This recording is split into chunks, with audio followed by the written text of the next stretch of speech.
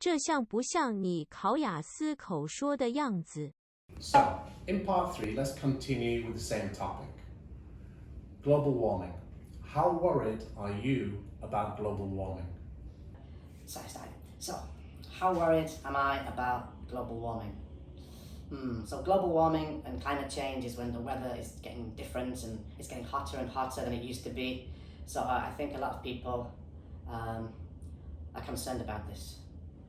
It's a big issue these days.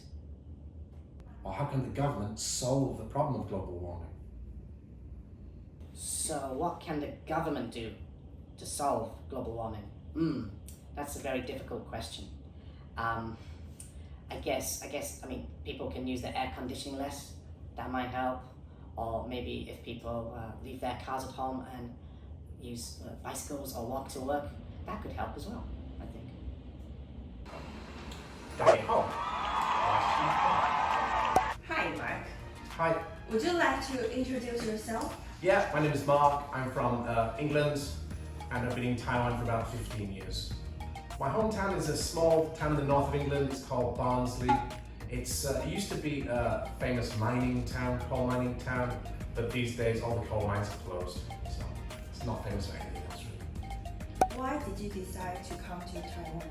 Taiwan is actually a coincidence. I came to Taiwan because I've done the same job in England for about 10 years. I was working in sports and journalism, and one of my friends from university, he was in Taiwan. So I found him one day. He said, "Come out here. You can, see if you like it, and maybe try and teach." So I did. Do you like Taiwan? I do. That's why I'm still here. Yeah, the people are very friendly. It's quite a relaxing lifestyle for me, anyway. And there's lots of things to do. Yeah. What is your favorite place or city in Taiwan? Well, I've lived in Taipei for 10 years or more. I love Taipei. It's got everything. It's a big city, lots of restaurants and bars, and things are always changing, but it's also got the coast and the mountains just around it, so it's really ideal for that. As a smaller place, I liked Green Island. Again, it's very relaxing. You can just ride a scooter around the whole island in about an hour, and I found that to be a different experience. Have you ever experienced any culture shock in Taiwan? Of course, yeah. When I first arrived, it was every day. The weather, the food, traffic. Traffic's incredible. But over the time, you get overcome these things. But I do remember going to the night market for the first time and seeing all the different delicacies. The chicken's feet, the chickens, well, all the parts of the chicken.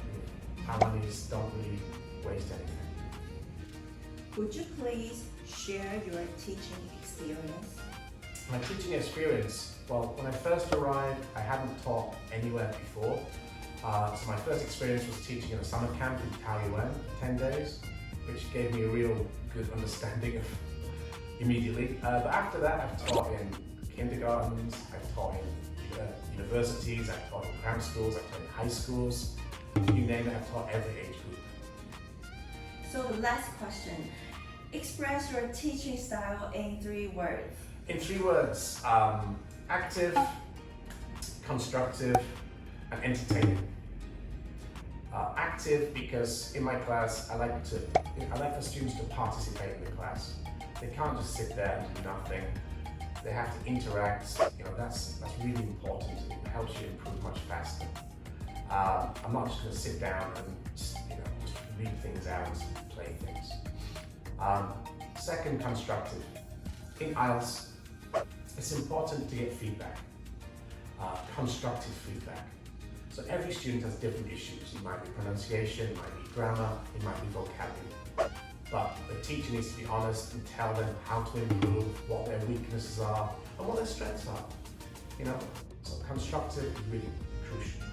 And the final bit is hopefully the class is entertaining because, I try to be funny, I try to motivate the students, have a fun class, and people will enjoy it more, and that will help them learn better. Would you tell us a bit about how to get a high score on the IELTS speaking test? Yeah, well, if you want to get a high score in the test, the first thing is really basic. You need to understand what you need to do to get a high score. You need to understand the test and the requirements, and the criteria. And many students, they don't understand that. That's the basic thing at the beginning. Most Taiwanese students have difficulties in answering part 3 in the speaking test. What are the common mistakes? Yeah, well, part 3 of the speaking test is the discussion part. It's longer answers on slightly more complicated things. So I think students, they basically try too hard. They think they have to use very big words, technical words, idioms, and often they use these incorrectly. So that will actually lower their score. Even in part 3, simple ideas are best, and you just need to answer the question. Focus on the question and you can get a high score. How could students overcome the common mistakes? Well, the common mistakes, first they need a good teacher to tell them how to improve and to practice with them. But as a basic thing in the beginning, they need to learn more vocabulary, I think. Vocabulary is definitely the key to the test. The more words they know, they can do much better. So they need to learn a lot of vocabulary. And they need to go to your class. And come to my class. Cool. It's very funny.